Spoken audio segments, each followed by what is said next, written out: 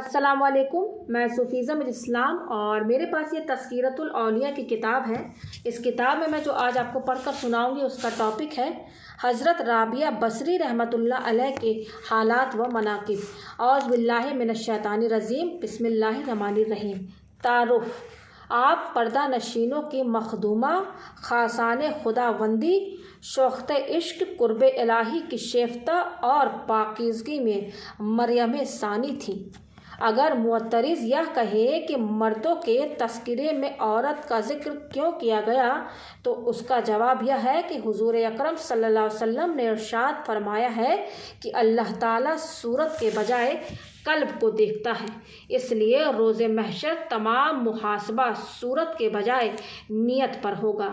لہٰذا جو عورت ریاضت و عبادت میں مردوں کے مماثل ہو، اس کو بھی مردوں ہی کی صفت میں شمار کرنا چاہیے، اس لیے کہ جب یوم حساب میں مردوں کو پکارا جائے گا تو سب سے پہلے حضرت مریم آگے بڑھیں گی۔ دوسرا جواب یہ ہے کہ اگر رابعہ بصری رحمۃ اللہ علیہ حضرت حسن بصری کی مجلس میں شرکت نہ کرتی تو شاید آپ کے تذکرے کی ضرورت پیش نہ آتی، لیکن اس کتاب میں جن بزرگوں کے حالات بیان کیے گئے ہیں وہ بطور توحید کے بیان کیے گئے ہیں، جس میں من و تو کا کوئی امتیاز باقی نہیں رہتا۔ بو علی فارمدی کے اس قول کے مطابق مرد و زن میں فرق کرنا بے سود ہے کہ نبوت عین عزت و رفعت ہے، اس میں چھوٹے بڑے کا کوئی امتیاز نہیں۔ اسی طرح ولایت کے مراتب بھی ہیں جن میں مرد و زن کا امتیاز نہیں ہوتا۔ چونکہ رابعہ بصری با اعتبار ریاضت و معرفت ممتاز زمانہ تھیں، اس لیے تمام اہل اللہ کی نظر میں معتبر اور ذی عزت تصور کی جاتی تھی۔ آپ کے احوال اہل دل حضرات کے لیے برہان قاطع کا درجہ رکھتے تھے۔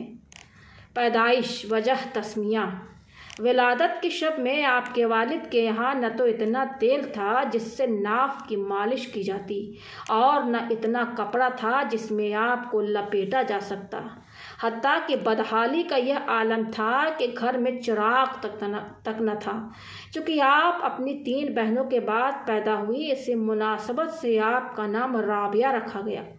جب آپ کی والدہ نے والد سے کہا کہ پڑوس میں سے تھوڑا سا تیل مانگ لاؤ تاکہ گھر میں کچھ روشنی ہو جائے، تو آپ نے شدید اصرار پر ہمسایہ کے دروازے پر صرف ہاتھ رکھ کر گھر میں آ کر کہہ دیا کہ وہ دروازہ نہیں کھولتا، کیونکہ آپ یہ عہد کر چکے تھے کہ خدا کے سوا کبھی کسی سے کچھ طلب نہیں کروں گا۔ اسی پریشانی میں نیند آ گئی تو خواب میں حضور پاک صلی اللہ علیہ وسلم کی زیارت ہوئی۔ آپ نے تسلی و تشفی دیتے ہوئے فرمایا کہ تیری یہ بچی بہت مقبولیت حاصل کرے گی، اس کی شفاعت سے میری امت کے 1000 فرد بخش دیے جائیں گے۔ اسی کے بعد حضور پاک صلی اللہ علیہ وسلم نے فرمایا کہ والی بصرہ کے پاس ایک کاغذ پر یہ تحریر کر کے لے جاؤ کہ تو ہر یوم 100 مرتبہ مجھ پر درود بھیجتا ہے، شب جمعہ میں 400 مرتبہ، لیکن آج جمعہ کی جو رات گزری ہے اس میں تو درود بھیجنا بھول گیا، لہٰذا بطور کفارہ حامل حاضہ کو 400 دینار دے دے۔ صبح کو بیدار ہو کر آپ بہت روئے اور خط تحریر کر کے دربان کے ذریعے والی بصرہ کے پاس بھیج دیا۔ اس نے مکتوب پڑھتے ہی حکم دیا کہ حضور پاک صلی اللہ علیہ وسلم کی یاد آوری کے شکرانے میں 10,000 درہم تو فقراء میں تقسیم کر دو اور 400 دینار اس شخص کو دے دو۔ اس کے بعد والی بصرہ تعظیماً خود آپ سے ملاقات کرنے پہنچے اور عرض کیا کہ جب بھی آپ کو کسی چیز کی ضرورت ہوا کرے مجھے مطلع فرما دیا کرے۔ چنانچہ انہوں نے 400 دینار لے کر ضرورت کا تمام سامان خرید لیا۔ حالات: رابعہ بصری نے جب ہوش سنبھالا تو والد کا سایہ اٹھ گیا۔ قحط سالی کی وجہ سے آپ کی 3 بہنیں بھی آپ سے جدا ہو کر نہ جانے کہاں مقیم ہو گئیں۔ آپ بھی ایک سمت کو چل دی۔ ایک ظالم نے پکڑ کر زبردستی آپ کو اپنی کنیز بنا لیا۔ کچھ دنوں کے بعد بہت ہی قلیل رقم میں فروخت کر دیا۔ اس شخص نے اپنے گھر لا کر بے حد مشقت آمیز کام آپ سے لینے شروع کر دیے۔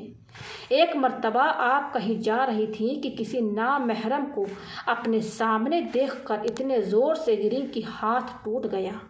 اس وقت آپ نے سر بسجود ہو کر عرض کیا کہ یا اللہ، میں بے یار و مددگار پہلے ہی سے تھی اور اب ہاتھ بھی ٹوٹ چکا ہے، اس کے باوجود میں تیری رضا چاہتی ہوں۔ چنانچہ ندائے غیبی آئی کہ اے رابعہ، غمگین نہ ہو، کل تجھے وہ مرتبہ حاصل ہوگا کہ مقرب ملائکہ بھی تجھ پر رشک کریں گے۔ یہ سن کر آپ خوشی خوشی اپنے مالک کے یہاں پہنچ گئی۔ آپ کا یہ معمول رہا کہ دن میں روزہ رکھتی اور رات بھر عبادت میں صرف کر دیتی۔ ایک شب جب آپ کے مالک کی آنکھ کھلی تو اس نے حیرت سے چاروں طرف دیکھا۔ اس وقت ایک گوشہ میں آپ کو سر بسجود پایا اور ایک معلق نور آپ کے سر پر فروزہ دیکھا، جبکہ آپ اللہ تعالیٰ سے یہ عرض کر رہی تھی کہ اگر میرے بس میں ہوتا تو ہمہ وقت تیری عبادت میں گزار دیتی، لیکن چونکہ تو نے مجھے غیر کا محکوم بنا دیا ہے، اس لیے تیری بارگاہ میں دیر سے حاضر ہوتی ہوں۔ یہ سن کر آپ کا آقا بہت پریشان ہو گیا۔ یہ عہد کر لیا کہ مجھے تو اپنی خدمت لینے کے بجائے الٹی ان کی خدمت کرنی چاہیے۔ چنانچہ صبح ہوتے ہی آپ کو آزاد کر کے کہا کہ اگر آپ یہی قبول فرمائیں تو میرے لیے باعث سعادت ہے، ویسے آپ اگر کہیں اور جانا چاہیں تو آپ کو اختیار ہے۔ یہ سن کر آپ حجرے سے باہر نکل گئیں اور ذکر و شغل میں مشغول ہو گئیں۔ آپ شب و روز 1000 رکعت نماز پڑھا کرتی تھی۔ گاہے گاہے حضرت حسن بصری کے وعظ میں بھی شریک ہوتی۔ ایک روایت یہ ہے کہ ابتدا میں آپ گاتی بجاتی تھیں، بعد میں تائب ہو کر جنگل میں گوشہ نشین ہو گئی۔ جس وقت سفر حج پر روانہ ہوئی تو آپ کا جاتی گدھا بہت کمزور تھا۔ جب آپ سامان لاد کر روانہ ہو چکی تو وہ راستے میں ہی مر گیا۔ یہ دیکھ کر اہل قافلہ نے عرض کیا کہ آپ کا سامان ہم اٹھا لیں گے، لیکن آپ نے فرمایا کہ میں نے تمہارے بھروسے پر سفر نہیں کیا۔ یہ سن کر اہل قافلہ آپ کو تنہا وہاں چھوڑ کر آگے بڑھ گئے۔ اس وقت آپ نے بارگاہ الہی میں عرض کیا کہ ایک نادار عاجز کے ساتھ کیا یہی سلوک کیا جاتا ہے کہ پہلے تو نے اپنے گھر کی جانب مدعو کیا، پھر راستے میں میرے گدھے کو مار ڈالا، مجھ کو جنگل میں تنہا چھوڑ دیا۔ ابھی آپ کا شکوہ نہ ہونے پایا تھا کہ گدھے میں جان آ گئی۔ آپ اس پر سامان لاد کر مکہ روانہ ہو گئی۔ ایک راوی کا بیان ہے کہ عرصہ دراز کے بعد میں نے اس گدھے کو مکہ معظمہ کے بازار میں فروخت ہوتے بچشم خود دیکھا۔ اس سے معلوم ہوتا ہے کہ آپ کی برکت دعا اس کی عمر طویل ہوئی۔ جب آپ مکہ معظمہ پہنچی تو ایام بیامبا میں مقیم رہ کر خدا سے التجا کی کہ میں اس لیے دل گرفتہ ہوئی کہ میری تخلیق تو خاک سے ہوئی ہے اور کعبہ پتھر سے تعبیر کیا گیا، لہٰذا میں تجھ سے بلا واسطہ ملاقات کی متمنی ہوں۔ چنانچہ بلا واسطہ اللہ نے مخاطب کر کے فرمایا کہ اے رابعہ، کیا نظام عالم درہم برہم کر کے تمام اہل عالم کا خون اپنی گردن پر لینا چاہتی ہے؟ کیا تجھے معلوم نہیں کہ جب موسیٰ نے دیدار کی خواہش کی اور ہم نے اپنے تجلیات میں سے ایک چھوٹی سی تجلی کو طور پر ڈالی تو وہ پاش پاش ہو گیا۔ اس کے بعد جب آپ دوبارہ حج کو گئیں تو دیکھا کہ خانہ کعبہ خود آپ کے استقبال کے لیے چلا آ رہا ہے۔ آپ نے فرمایا کہ مجھے مکان کی حاجت نہیں بلکہ مکین کی ضرورت ہے، کیونکہ مجھے حسن کعبہ سے زیادہ جمال خداوندی کے دیدار کی تمنا ہے۔ حضرت ابراہیم بن ادہم جب سفر حج پر روانہ ہوئے تو ہر گام پر 2 رکعت نماز ادا کرتے ہوئے چلے۔ مکمل 14 سال میں مکہ معظمہ پہنچے۔ دوران سفر یہ بھی کہتے جاتے کہ دوسرے لوگ تو قدموں سے چل کر پہنچتے ہیں، لیکن میں سر اور آنکھوں کے بل پہنچوں گا۔ جب مکہ میں داخل ہوئے تو وہاں سے خانہ کعبہ غائب تھا۔ چنانچہ آپ اس تصور سے آپ دیدہ ہو گئے کہ شاید میری بصارت زائل ہو چکی ہے، لیکن غیب سے ندا آئی کہ بصارت ضائع نہیں ہوئی بلکہ کعبہ ایک ضعیفہ کے استقبال کے لیے گیا ہوا ہے۔ یہ سن کر آپ کو احساس ندامت ہوا اور گریہ کناں ہو کر عرض کیا کہ یا اللہ، وہ کون ہستی ہے ندا آئی کہ وہ بہت ہی عظیم ہستی ہے۔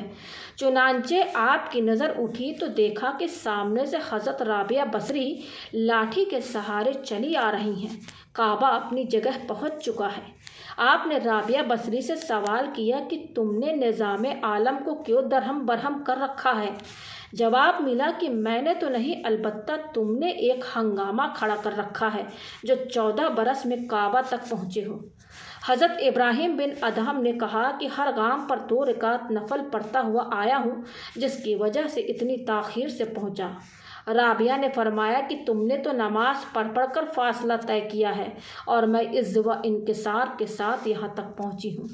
پھر ادائیگی حج کے بعد اللہ تعالیٰ سے رو کر عرض کیا، تو نے حج پر بھی اجر کا وعدہ فرمایا ہے اور مصیبت پر صبر کرنے پر بھی، لہٰذا اگر تو میرا حج قبول نہیں فرماتا تو پھر مصیبت پر صبر کرنے کا ہی اجر عطا کر دے، کیونکہ حج کی عدم قبولیت سے بڑھ کر کون سی مصیبت ہو سکتی ہے۔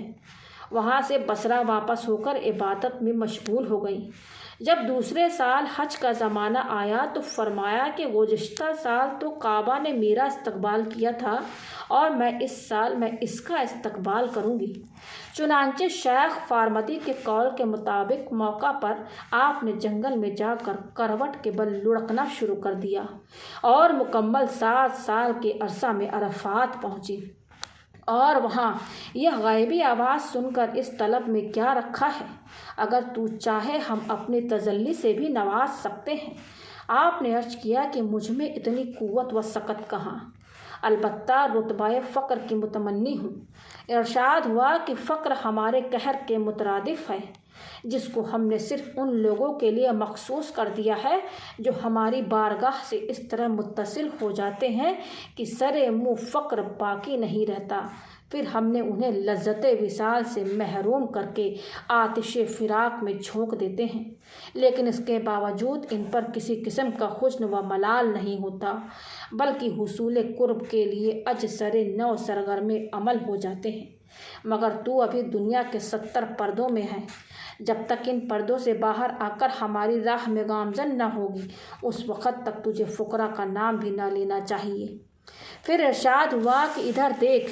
جب رابعہ نے نگاہ اٹھا کر دیکھا تو لہو کا ایک بحر بیکرا ہوا میں معلق لٹکا نظر آیا۔ ندا آئی کہ ہمارے ان عشاق کے چشم خون چکا کا دریا ہے جو ہماری طلب میں چلے اور پہلی ہی منزل میں اس طرح پا شکستہ ہو کر رہ گئے کہ ان کا کہیں سراغ نہیں ملتا۔ رابعہ بصری نے عرض کیا کہ ان عشاق کی ایک صفت کا مجھے بھی مظاہرہ کروا دے، مگر یہ کہتے ہی انہیں نسوانی مجبوری ہو گئی۔ یہ ندا آئے کہ ان کا مقام یہی ہے جو 7 برس تک پہلو کے بل لڑکتے ہیں تاکہ خدا تک رسائی میں ایک حقیر سی شے کا مشاہدہ کر سکیں۔ جب وہ قرب منزل تک رسائی حاصل کر لے تو ایک حقیر سی علت ان کی راہوں کا مسدود کر کے رکھ دے۔ پھر رابعہ نے عرض کیا کہ اگر تیری مرضی مجھے اپنے گھر میں رکھنے کی نہیں ہے تو پھر مجھے بصرہ میں ہی سکونت کی اجازت عطا کر دے، کیونکہ میں تیرے گھر میں رہنے کی اہل نہیں ہوں۔ یہاں آمد سے پہلے صرف تمنائے دیدار میں زندگی بسر کرتی رہی، جس کی مجھے اتنی بڑی سزا دی گئی۔ یہ عرض کر کے بصرہ واپس پہنچ گئی اور تا حیات گوشہ نشین ہو کر مصروف عبادت رہی۔